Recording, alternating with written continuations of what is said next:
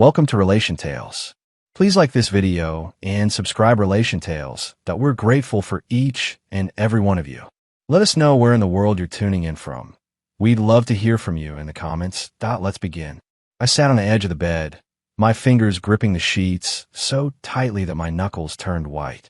The bedroom was silent, but it wasn't the peaceful kind of silence. It was suffocating. The faint ticking of the clock on the nightstand only added to the madness growing inside me. My gaze remained locked on the empty space beside me, the spot where Sophie should have been. But she wasn't. The excuse had been simple, almost laughable in hindsight. She needed space, a weekend to clear her head before we settled into the next chapter of our lives. A harmless getaway to find herself. But even when she told me, something inside me had screamed that it was a lie. The woman I loved, the woman who once clung to me like I was her whole world, had been slipping away from me for months. The late-night calls that ended abruptly when I entered the room, the sudden coldness in her touch, the way her laughter no longer felt genuine. There were signs, and I had been a fool to ignore them. But now, the truth had come crashing down on me in the cruelest way possible. My phone sat on the nightstand, the screen still illuminated with the words that had sealed my fate. Private investigation report. Subject: Sophie Matthews. Current location: Jefferson Hotel, room 712. Company: Daniel Carter. The name felt like a knife in my chest. Daniel, my closest friend, my best man at our wedding, the one person I had trusted beyond reason. I inhaled sharply, trying to control the storm inside me, but there was no stopping it now. My entire life, my future, my love, it had all been nothing but a lie. I grabbed my phone and stood up, my heartbeat hammering against my ribs. I wasn't going to sit here like some helpless fool, drowning in betrayal. No, I was going to take control, and they were going to pay. The city lights blurred past me as I gripped the steering wheel, my knuckles white with tension. The streets were quiet, the world oblivious to the storm brewing inside me. The Jefferson Hotel loomed in the distance, a beacon of my impending destruction. Every mile I crossed brought me closer to the truth I didn't want to face, but couldn't ignore. My mind was a whirlwind of memories. Sophie's promises, her soft whispers of love, the way she used to look at me like I was the only man in the world. I had built a life with her, given her everything, only to be discarded like I was nothing. And Daniel, the man who had stood by my side through every triumph and failure, the man who had toasted to my happiness at my wedding, the man who had called me his brother, he had been the one to put a knife in my back. The betrayal burned. The hotel entrance was empty as I pulled into the lot, my heart a heavy drum against my ribs. The air was thick with something I couldn't quite name. Rage, grief, or something darker that lurked beneath. I turned off the engine and stepped out, the cold night air biting at my skin. My steps were steady, controlled. My mind, however, was a hurricane. I wasn't just confronting them. I was here to end this. The elevator ride was suffocating. The numbers above flickered painfully slow, each ding a cruel reminder that I was seconds away from seeing the truth with my own eyes. Room 712. The number was carved into my brain. When the door slid open, the hallway stretched before me like the final steps to my own execution. Every step felt heavier than the last, my breath coming in shallow bursts. Then I heard it. Laughter. Sophie's laughter. A soft, intimate giggle, the kind I hadn't heard in months. And then his voice. Daniel's. Low, amused, full of something that made my stomach churn. I clenched my fists. There was no hesitation when I reached the door. No second guessing. I wrapped my fingers around the handle and pushed. The door swung open, revealing the scene I would never forget. Sophie, tangled in nothing but a sheet, her golden hair spilling over the pillows. Her body curled against Daniel's, her smile bright and real, more real than it had been with me in months. They froze. Time stopped. Sophie's face paled as her eyes met mine, horror washing over her features. Daniel sat up, his posture stiff, but I could see the flicker of something else in his eyes. Not regret, not guilt, annoyance, like I was an inconvenience. A cruel smirk tugged at the corner of his lips as he leaned back against the pillows, completely unbothered.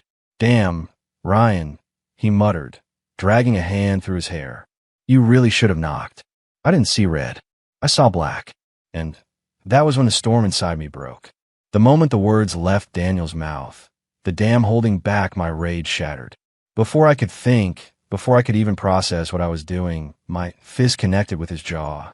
The impact sent him crashing against the nightstand, the lamp toppling over with a loud crash. Sophie screamed, her voice shrill, but I barely heard her. Daniel groaned, clutching his face as he blinked up at me, dazed. His arrogance melted in an instant. Ryan, stop. Sophie scrambled off the bed, the sheet wrapped around her. It's not what it looks like. I turned on her, my breath ragged, my hands shaking. Not what it looks like. My voice was eerily calm, even as I trembled with fury. You're half naked in a hotel bed with my best friend. Explain to me how that's supposed to look. Tears welled in her eyes. I made a mistake. A mistake. I let out a hollow laugh. How long? Sophie's lip quivered. She glanced at Daniel, as if begging him to intervene. I turned my gaze on him, my expression turning deadly. How long? Daniel wiped the blood from his mouth and gave me a lazy smirk, even now trying to salvage his pride. Couple of months. Sophie choked on a sob. I exhaled slowly, my hands clenching into fists again. A couple of months. A couple of months where I had been living a lie. A couple of months where I had trusted them both. I stepped back, shaking my head, my entire body buzzing with adrenaline. Then I did something neither of them expected. I smiled. It was cold, calculated. A promise.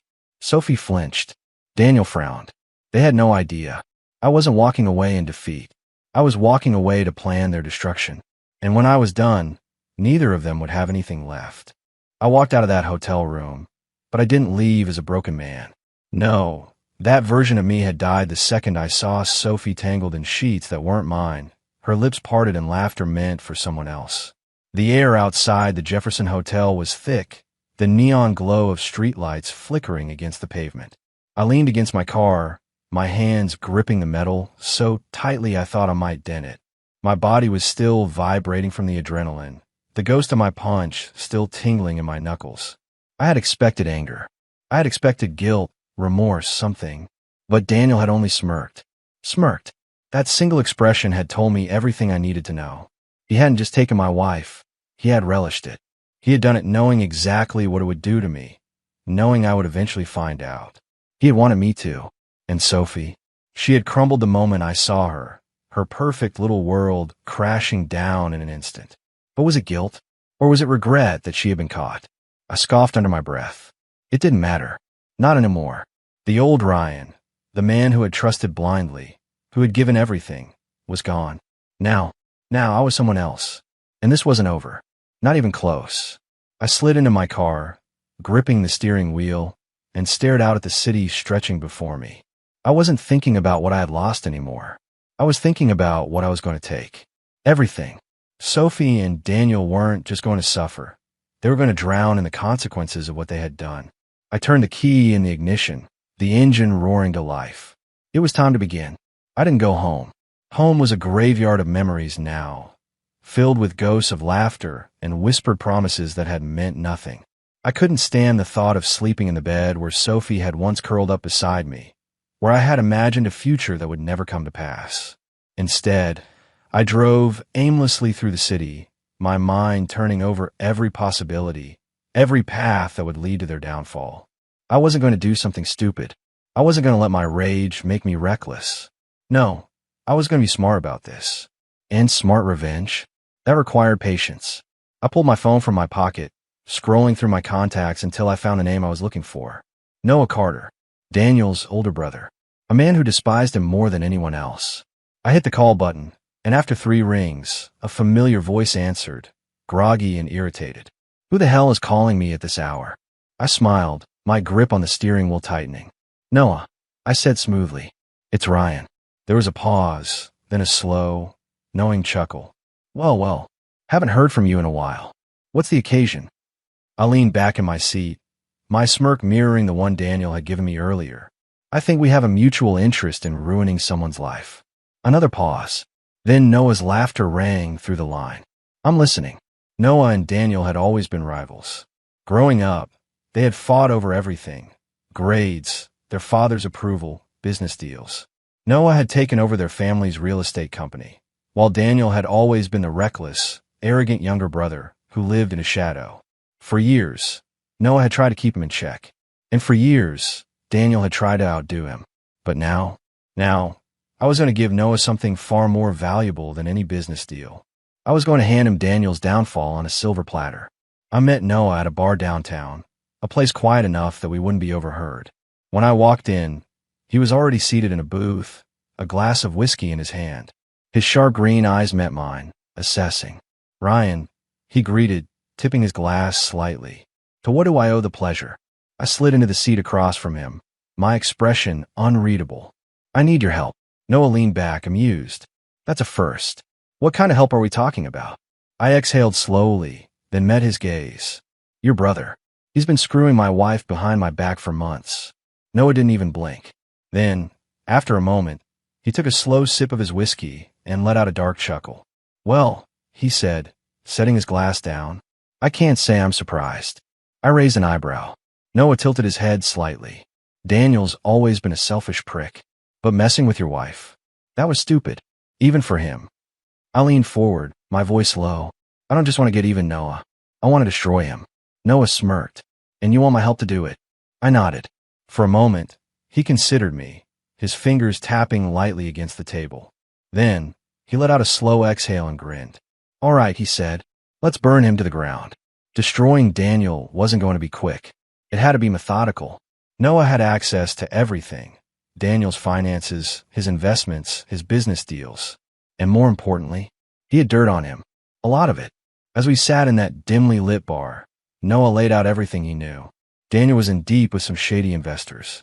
A deal he had promised would be a massive success was on the verge of collapsing. If the right people found out, his entire reputation would implode. And Sophie, she was about to learn what it felt like to be discarded. "I'll handle the business side," Noah said, swirling his drink. "But Sophie, she's yours to deal with." My jaw clenched. I already knew exactly how I was going to break her. "She loves the idea of stability," I murmured. "Of comfort. She thinks she's upgraded to a better life." Noah smirked. "Then let's show her what it feels like to lose everything." My grip tightened around my glass. Daniel and Sophie thought they had one. But the game had just begun. I sat in my car, parked a few blocks away from my apartment, the apartment I had shared with Sophie. My grip on the steering wheel was so tight my knuckles turned white, but the storm inside me wasn't one of blind rage anymore. It was something colder, something lethal. Sophie and Daniel thought they had one. They thought they could step over me like I was nothing. But what they didn't realize, what neither of them had ever truly understood, was that I wasn't the kind of man who just walked away. I built things, and I destroyed things. And right now, I was going to dismantle their entire world. With precision, with patience. And when I was done, they would have nothing left. Noah worked fast. By the next morning, he had already begun laying the groundwork for Daniel's financial ruin. We met in his office, a sleek high-rise building overlooking the city skyline. He tossed a thick file onto his desk, leaning back with an amused smirk. "Your boy is in deep shit," he said, tapping the file with 2 fingers. "Daniel's been over-leveraging his assets for years. If the wrong people get a whiff of what he's been hiding." I flipped open the file, my eyes scanning the numbers. Jesus, Daniel wasn't just reckless. He was stupid.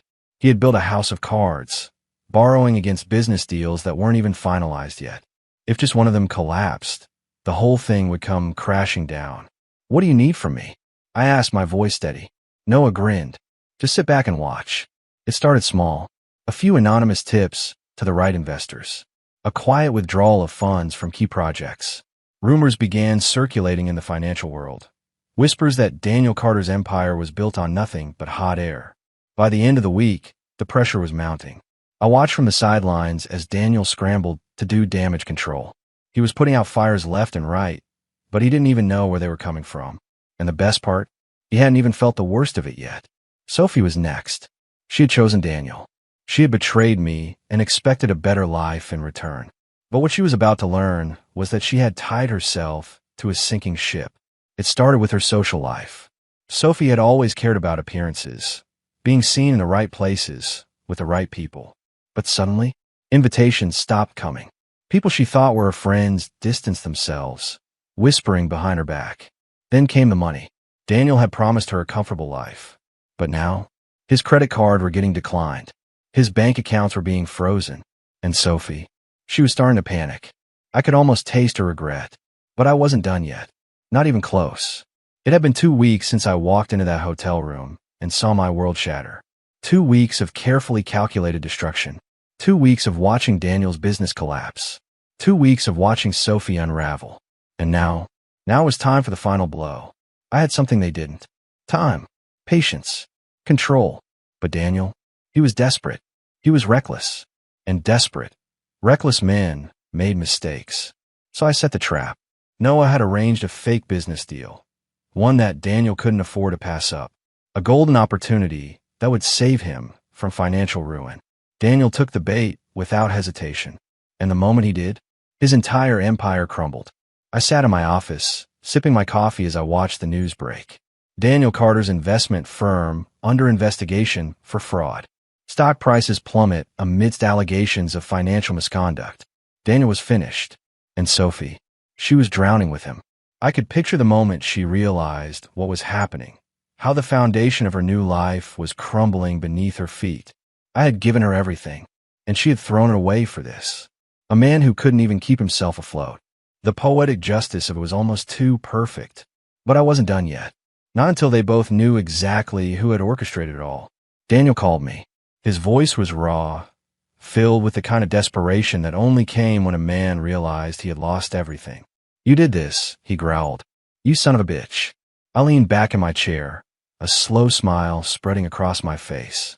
"Prove it." Silence. He couldn't. Because I had done it right. Because I had been patient. Because he had never seen it coming. I hung up. Sophie was next. She showed up on my doorstep. Tears streaked her face, her once perfect image now shattered. She was wearing the same designer coat I had bought her. Only now, it looked out of place on someone who had nothing left. "Ryan, please," she whispered. "I made a mistake." I stared at her for a long moment. Then I laughed. Loud, sharp, cold. She flinched. "You didn't make a mistake, Sophie," I said. "You made a choice. And now, you have to live with it." She reached for me, but I stepped back. "Ryan, you left me for a man who promised you the world," I said. "And now, you don't even have a place to live." Her lips trembled. Get out," I said, my voice void of emotion. Tears filled her eyes. "But I still love you." I smiled. That was the moment I knew I had won. I leaned in close, just enough for her to hear me. "No, Sophie," I whispered. "You love what I gave you." Then I shut the door at her face. Daniel disappeared from the city, his reputation destroyed. Sophie was forced to move back to her parents' house, her dreams of a glamorous life gone. And me? I thrived, because I had taken everything from them. And I felt nothing. The world had changed. Or maybe it was just me. For the first time in what felt like forever, I woke up to silence, and it didn't suffocate me. The emptiness of my apartment, once a graveyard of broken promises, now felt like a blank slate. A place where I could rebuild, without the ghost of Sophie haunting my every step. I stretched, rolling my shoulders as I got out of bed. The cold floor sent a shiver up my spine, but it wasn't unpleasant. It was grounding. My phone buzzed on the nightstand. I didn't need to check it to know who it was. I already knew. Sophie. Her desperate attempts to claw her way back into my life had only grown since our last conversation. At first, it was texts. "Please, Ryan, I need to talk to you." Then calls. "Just let me explain. I was wrong." Then voicemails. "I miss you. Please don't do this." I had ignored every single one. Because there was nothing left to say, I grabbed my phone, scrolled through her messages, and, without hesitation, I did the one thing I should have done a long time ago. Block. The moment I did, an unexpected wave of relief washed over me. It was over. Truly, finally over. I had spent weeks tearing Sophie and Daniel's world apart, meticulously dismantling everything they had built their affair on. And now, I didn't care anymore. Their suffering didn't bring me joy. Their pain didn't fuel me, because they didn't matter anymore. I mattered, and that was the biggest victory of all. But even as I moved forward, the past had a way of creeping in. I was sitting in my office, reviewing some paperwork when my assistant knocked on the door. "Sir, there's someone here to see you," she said hesitantly. I didn't look up. "Who?" She shifted uncomfortably. "It's Sophie." I exhaled through my nose. Of course, she couldn't let go. I should have ignored it. I should have told my assistant to send her away. But instead, I leaned back in my chair considering. I had moved on. I had won. But maybe, just maybe, I wanted to see how much she had lost. Send her in, I said, my voice void of emotion. A few moments later, Sophie stepped into my office. She looked different, not in a physical sense. She was still as beautiful as ever, dressed in one of those designer coats I had once bought for her. But the confidence, the arrogance, the entitlement, it was gone. Her shoulders were slumped, her hands wringing together. She looked at me like a woman who had lost everything.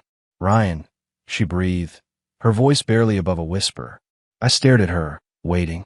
She swallowed hard. I don't know where to start. I folded my hands on the desk, my gaze unreadable. Then don't. She flinched, but I felt nothing. I need you, she said after a moment. I made a mistake. I was selfish, I was. You were exactly who you always were, Sophie. I interrupted. I just didn't see it before. Her lip quivered. I loved you. I tilted my head. Love me. I repeated, my voice low. Or loved what I could give you. Tears welled in her eyes. But I didn't care. Daniel's gone, she admitted. He ran. Left me with nothing. I don't even have a place to stay. I leaned forward slightly, my expression calm. And that's my problem because... She blinked, as if she had expected me to take her back. As if she had hoped I would.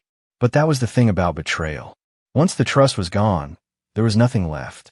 Ryan, please, she whispered, stepping closer. Can't we just... I stood up. Sophie froze, her words dying in her throat. I didn't raise my voice. I didn't scream. I didn't curse her name. I simply looked her in the eye and said the one thing I knew would break her completely. I don't want you, I said. Not anymore. Her lips parted, as if she had been physically struck.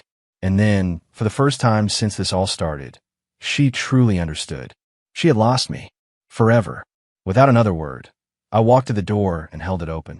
She hesitated, but eventually, she stepped past me, her movements slow, hesitant, defeated. And then she was gone, just like that. And I didn't look back. People say that revenge is hollow, that once you get it, it leaves you feeling empty. But that wasn't true for me, because I hadn't just destroyed Sophie and Daniel.